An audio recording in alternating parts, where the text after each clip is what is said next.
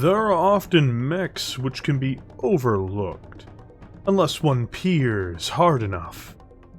Certainly, they have storied pasts, or even fantastic names and appearances. But all the same, they simply end up being no more than footnotes, rather than the blockbusters that their peers may end up becoming. While there has been some attention paid to the mech that is the subject of this video, it would be a stretch to say that it is a household name, or instantly recognizable. Looking almost more like the head of a jackal, or some kind of canid mixed with a mouse, rather than its namesake. This video will be covering Stormvanger Assembly's Falcon. A light mech weighing in at 30 tons, the Falcon is a relic from the Star League, and was first used in the Reunification Wars. During its initial run in the Star League, the Falcon would see its production and use go towards the Lyran Commonwealth, more specifically the expeditionary forces used in Operation Mailed Fist. Mostly finding its home in House Steiner's forces, it would eventually make its way into the other states as restrictions were loosened on its sales. With adequate speed, armor, and weapons for its weight, the Falcon would be seen at this time as an excellent light generalist, as well as a superb bug hunter, being able to track down and eliminate lighter mechs which could act as recon assets or harassers. Coming into the SLDF, or Star League Defense Forces, in the 27th century, it would become popular here as well, and would eventually be given a full upgrade package for the Royal SLDF units, which had taken a liking to the design, or at the very least its potential. This popularity would continue into the Defense Forces' exodus of the Inner Sphere, which even saw the Pentagon Worlds build several variants of their own. Within the Inner Sphere, this mech's story seemed to end in 2789, with the wholesale destruction of the production line on Hesperus II, caused by a raid launched by the Free Worlds League. Within a few generations, the design had gone from a common sight in the battlefields of the Inner Sphere to a near ghost before vanishing altogether. It would only be with the arrival of the Dragoons, a clan recon force masquerading as mercenaries, that the Falcon would reappear in 3005. From this point on, it would remain in the Inner Sphere, though it's important to note that it was also in Comstar inventories as well, even prior to this, eventually coming back into production for the Dragoons themselves, and later other entities in the Inner Sphere could purchase these as well. The original variant of the Falcon, the one which was most commonly deployed by the Great Houses in Star League, is the FLC-4N. This particular variant doesn't use sophisticated technologies, and as a result it only uses a standard gyro, cockpit, and internal structure. For quirks, the Falcon is blessed with perhaps one of the most powerful quirks in the entirety of the setting, one which can elevate any design. This quirk is that it is narrow, or has a low profile. This makes it harder to hit with ranged attacks, which is enormous, especially given its speed. One space where the Falcon truly shines is in its ability to move. Powered by a 7-ton GM180 Fusion standard power plant, it can move up to a maximum speed of 97 km per hour, or 9 movement points in the tabletop game. This gives it the same movement speed as its preferred prey items, the Wasp and Stinger, which means once it closes ranks with these Battlemechs, they are unlikely to be able to shake it. This is made even truer when factoring in that it possesses 6 PRS-60 jump jets, allowing it to leap at parity as well, which is 180 meters, or 6 movement points in the tabletop game. In other words, the Falcon is fast enough to keep up with most other light mechs in its weight bracket or lighter, barring fast runners like the Locust or Mercury. And it can keep up with them as well should they try to escape with jump jets through dense terrain. As an earlier age mech, the Falcon has access only to single heatsinks. It has a total of 2 additional tons invested in this area, giving it a cooling ability of 12 every turn, which is more than enough for its relatively light armaments. One might even argue that it might be oversynced unless it is frequently using its jump jets to their fullest abilities. The Falcon doesn't need to be heavily gunned to perform well, and this is true for a multitude of light mechs. It is adequately armed for its intended task, though it is under-equipped compared to some of its contemporaries such as the Firestarter or Javelin for instance. To start with, as its primary weapon, mounted in its right arm, the FLC-4N possesses a Sunglow Type 1 medium laser. This is a good weapon at any weight bracket, and is more than reasonable for a light mech, especially one of this technological level. It does reasonable damage, and can be extremely dangerous to light mechs or the rear armor of heavier designs. To back this up with another laser type in both arms, the Falcon has a pair of Omicron 1000 light lasers, or small lasers. These lighter lasers have a much more restricted range and damage, but in the fast, deadly battles between lights, these will often descend into ranges of 90 meters or less, where the lasers will play a role in eroding and destroying this mech's targets.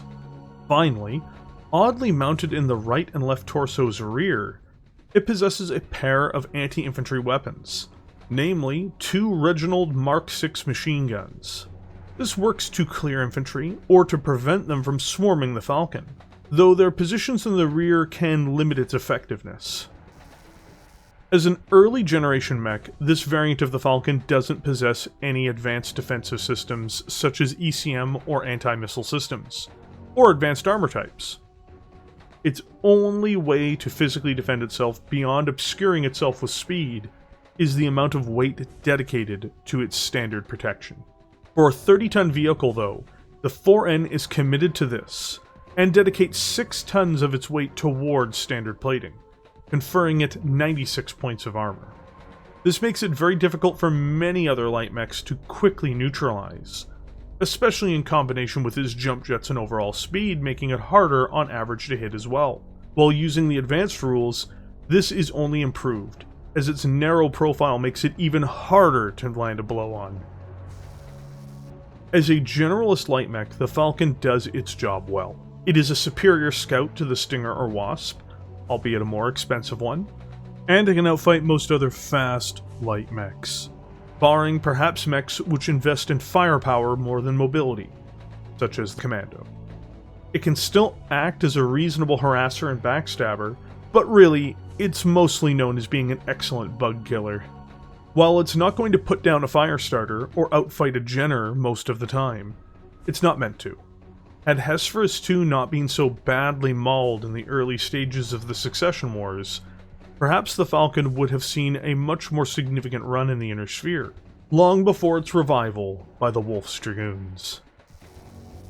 There are truly limited numbers of variations of the Falcon, more so than many other mech designs. I'll be covering 2 additional configurations of this design in this video.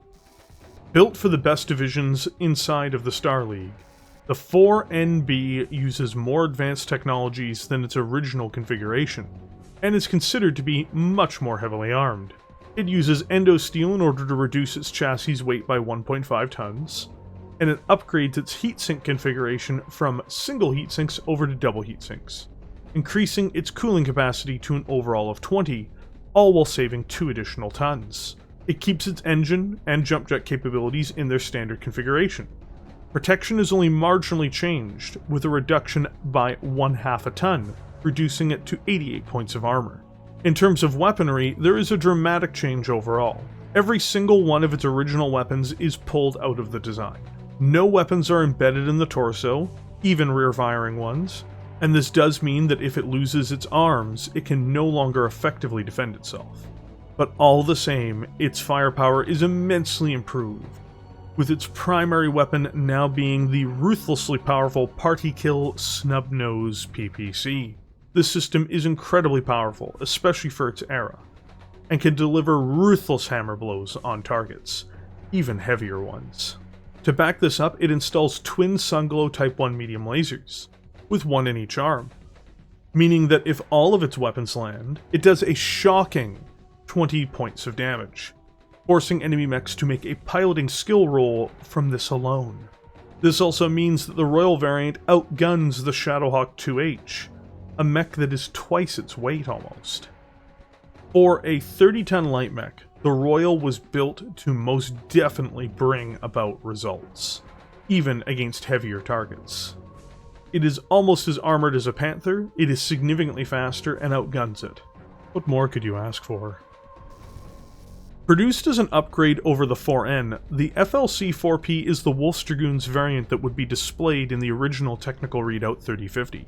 This Battlemech carries much of the original features of the 4N. It has standard heatsinks, gyro, and internal structure. These are all the same, as well as its original GM 180 Fusion standard engine.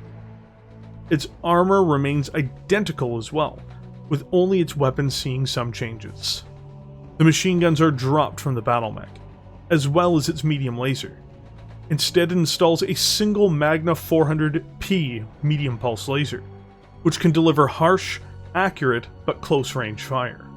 Instead of rear-firing machine guns, it's further defended by an ammunition-fed anti-missile system, giving it additional protection from incoming missile attacks. While this design is an upgrade over the original in some ways, for the era of the clan invasion, it lacks in many respects. Its use goes to show just how brave many of the Wolf Dragoons pilots were, when they would be expected to be joined in battle against light enemy battlemechs such as the clan's Adder or Kitfox. To put it gently, this is not a mech that reflects the era of warfare that it is fighting in. The Falcon is a product of its time in most respects.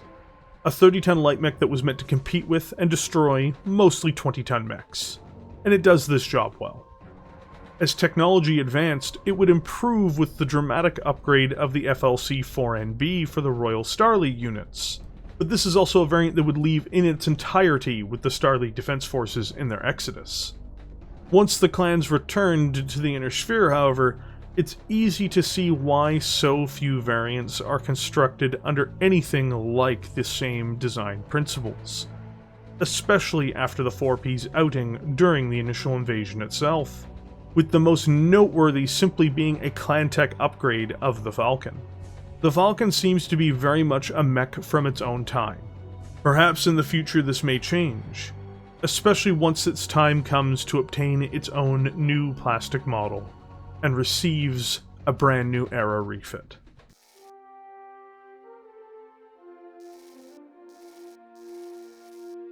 Thank you for joining me here today. If you enjoyed this video, please hit the like button and consider subscribing to the channel. I do updates very frequently and you'll be happy with the content, I think. Also, a huge thank you to all the YouTube members for this channel. When you hit the join button and become a member, you take an extra step in supporting the content on this channel, and I can't thank you enough. Because this content is only made possible because of viewers like you. And with that, I will see you all in the comment section below.